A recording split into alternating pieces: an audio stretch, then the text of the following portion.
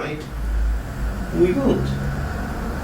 But the traffic lights are better on the street than in your head. Other people will show us if we're making sense to them or not. If you try to work it out in yourself, and this is the big painful issue of shame. If somebody has a lot of shame inside, it becomes so dangerous to get rebuffed and rejected by someone else that they always have to predict the right thing to do, which of course is impossible. So they spend all their time in this mental world trying to work it out. And the birth of freedom is to trust. Most people are reasonable enough that if they tell me I'm not being helpful or I'm being too much, that will be reasonable. And I'll change track. That I can say, I'm sorry, and life proceeds. It will be a heartfelt, I'm sorry, because I didn't mean to get it wrong, but I did get it wrong. The fact I got it wrong doesn't mean I'm completely useless. It just means in that moment, we didn't quite connect.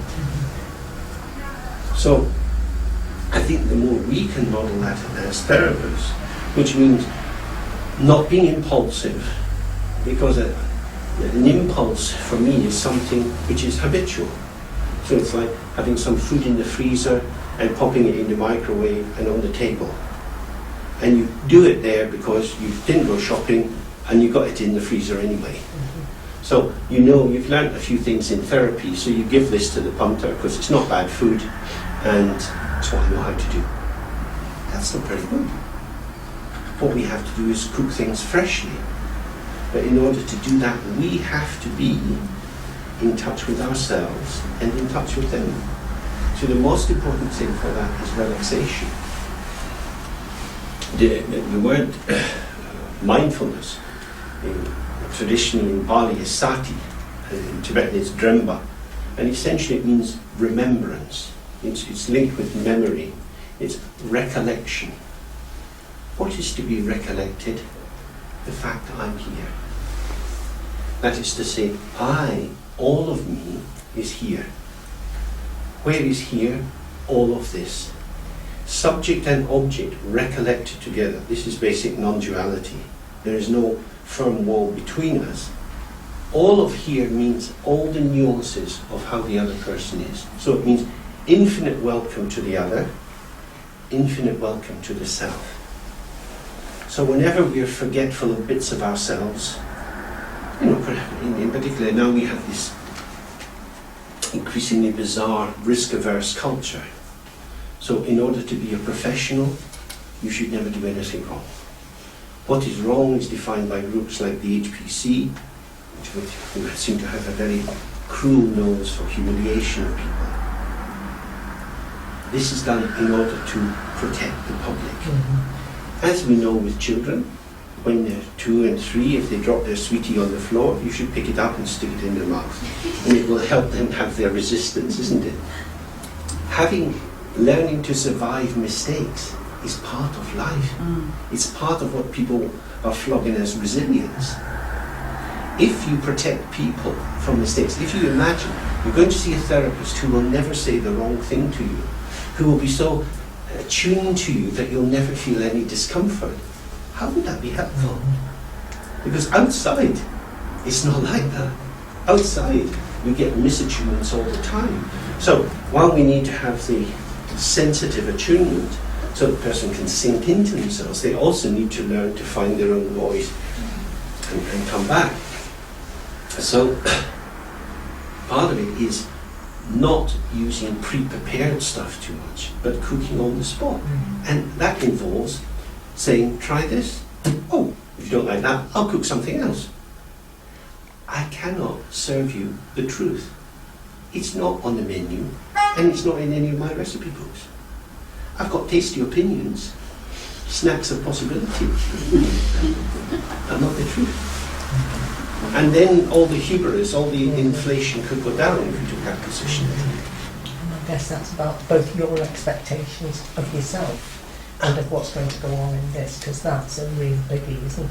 It's about that's my own material. The client's expectation of you and of themselves. Absolutely. So you can just let that in.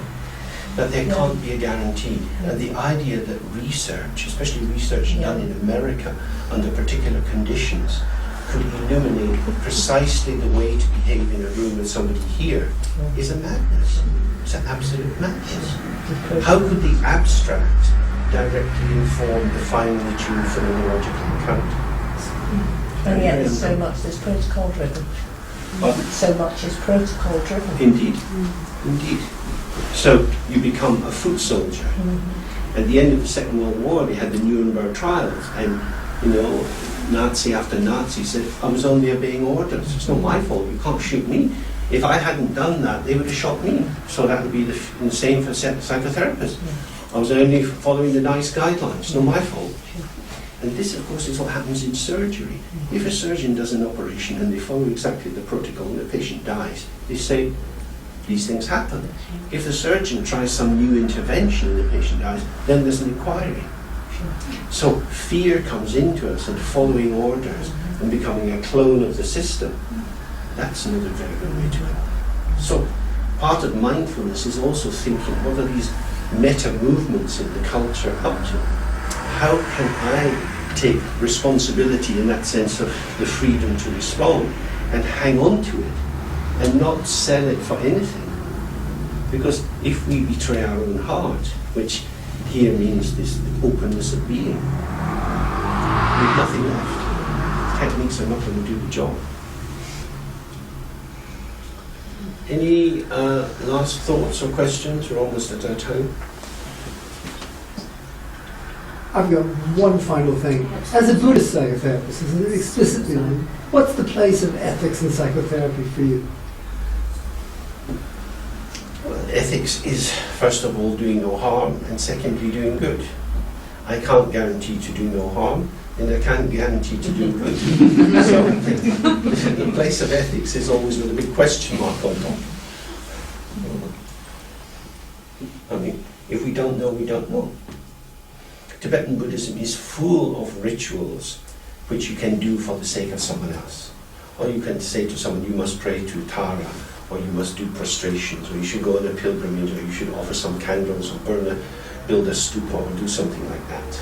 This is magical thinking, because nobody can know whether this will be good for another person. Because we're not made out of Lego. It's not like you take the bad bits out and plop in the good bits. The reason for going on a pilgrimage is you learn something in the course of the difficulties and so on. Nobody can know what you will learn. You might learn, I'm never going to go on a pilgrimage again.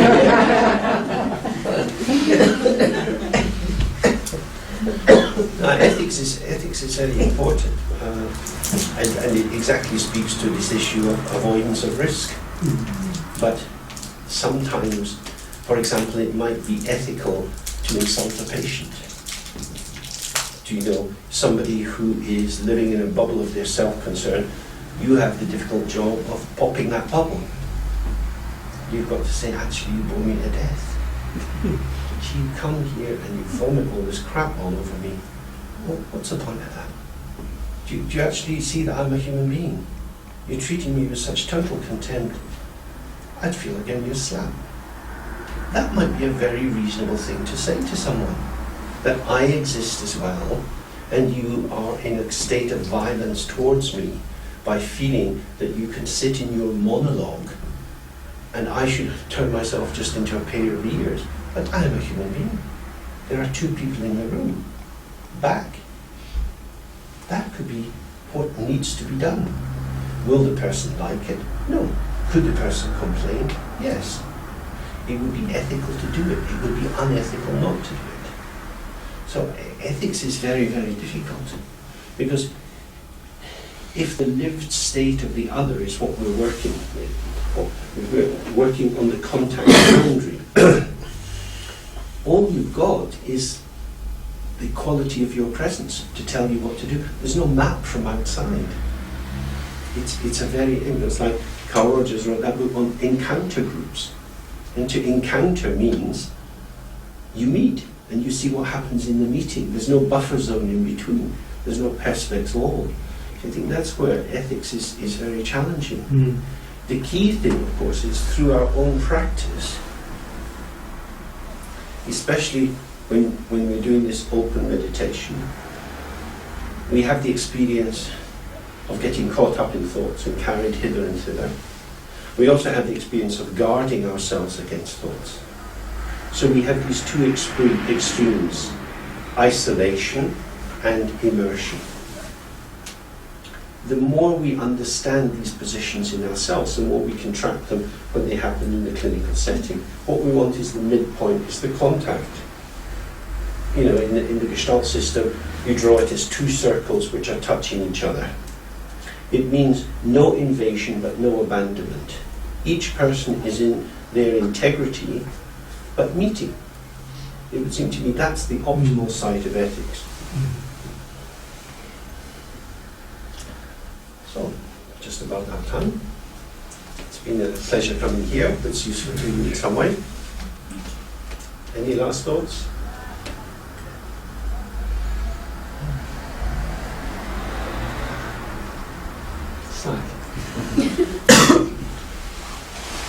Okay. Finally.